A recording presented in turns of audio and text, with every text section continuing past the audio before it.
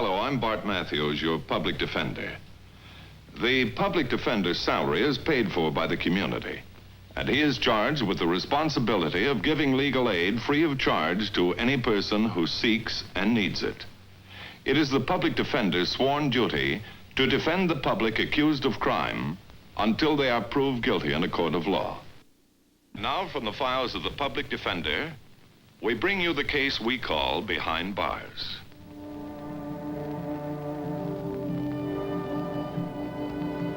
One of those sudden, hard-to-explain accidents, Mr. Matthews. A flash explosion in one of the boilers turned the place into a sea of escaping steam and flying metal. Is that where this Mrs. Smith was hurt? Yes, she was badly burned over her arms and body. She suffered horribly. She thought she was going to die. And that's when she began crying for her baby. Her baby? She wanted to see her child before she died. Well, couldn't that have been arranged? Yes, but her prison record doesn't contain any reference to a child. As a matter of fact, we found a number of discrepancies in her record, including the fact that her real name was never disclosed at the trial. Then she's not Mrs. Ginny Smith. No, her real name is Mrs. Tom Richardson. Well, Warden, what makes you think this is a matter for the public defender?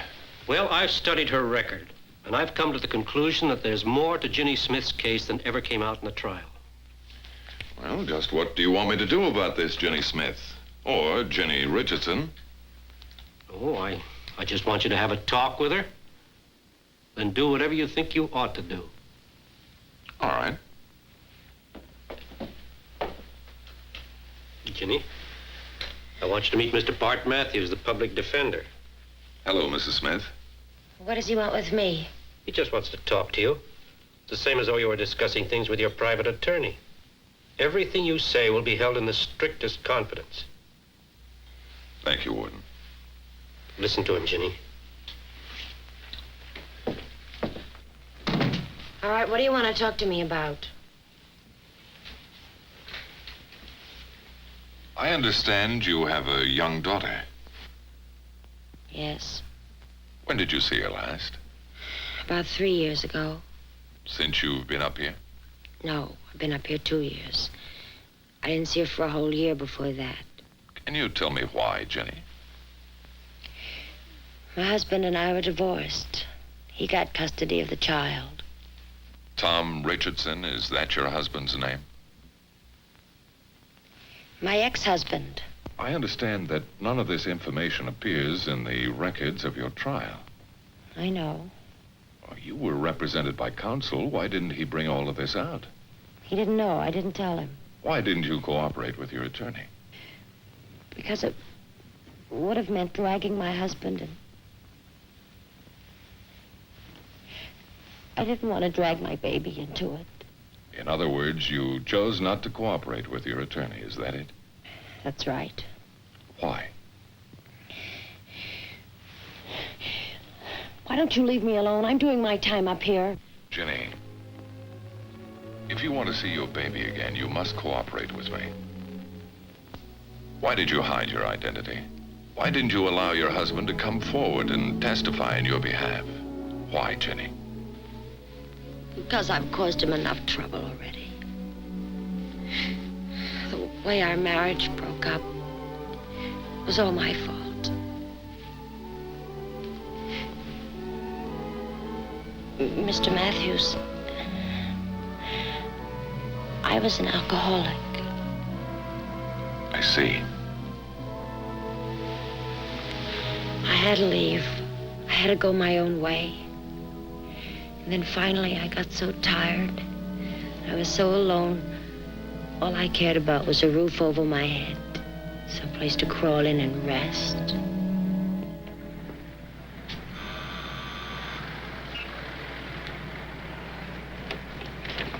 Yes, can I help you? Do you have a room? Yes, but I generally rent my rooms by the week or by the month. I'll take it for a week.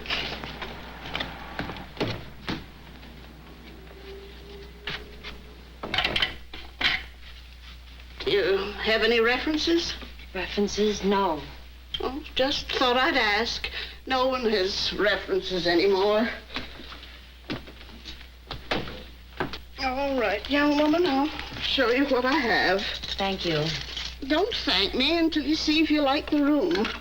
My name's Mrs. Bassett. Oh, I'm sure I'll like it. What'd you say your name was? Smith. Mrs. Ginny Smith. Yeah, I've heard that one before. Well, Mrs. Bassett, don't you usually knock before entering a gentleman's room? Oh, excuse me, Mr. Redmond. Oh, this poor head of mine, these headaches. I don't know what they'll cause me to do next. Imagine not even remembering you changed rooms this morning. Will you forgive me? Sure, I'll forgive you. Is this one of your new roomers? Yes, and her name's Mrs. Smith. I'll show her your old room. Mrs. Smith. Pleased to meet you, Mrs. Smith. Oh, this is more like it. My poor head, I'm getting more and more forgetful every day.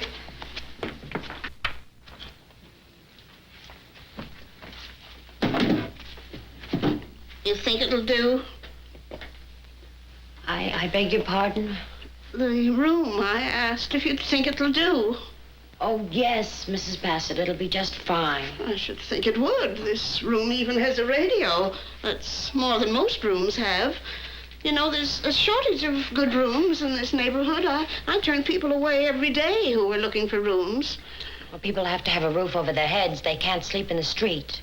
I run a respectable place, and I usually know something about the people I take in. A person can't be too careful these days. Well, you won't have to worry about me, Mrs. Bassett. Mm-hmm. Well, the rent's payable in advance, $10. Do you want it all at once? All at once. All right, $10. Oh, that's fine. Did you say the name was Mrs. Smith? Yes, I did. That's what they all say. They can't expect me to believe them, though. I may be old and sick, but I'm not blind. Well, whether you believe it or not, it is Mrs. Smith. Oh, if you say you're married, young lady, I won't argue with you. It's your own business, not mine. I was married. I'm not now. Divorced? Yes. I don't approve of divorce. I was married to the same man for 41 years. Mr. Bassett, he was. A kind old gentleman. He was always so nice to me whenever I felt poorly. I say there's something wrong with a woman who can't hold on to a man. Mrs. Bassett, I'm sorry, but I'm so tired. Do you mind? Oh, excuse me. These awful headaches bother me so. Remember now, rules of the house. No men visitors and no drinking. Yes, Mrs. Bassett, I'll remember.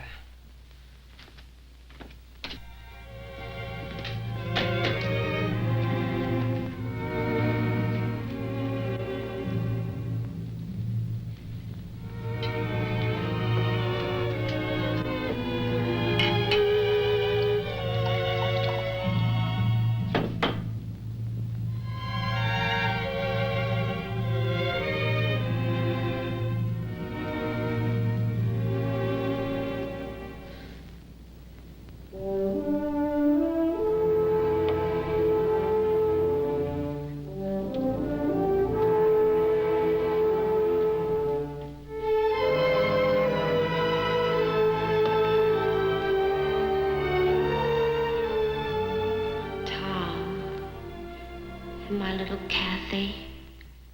Oh, it's been so long since we've been together.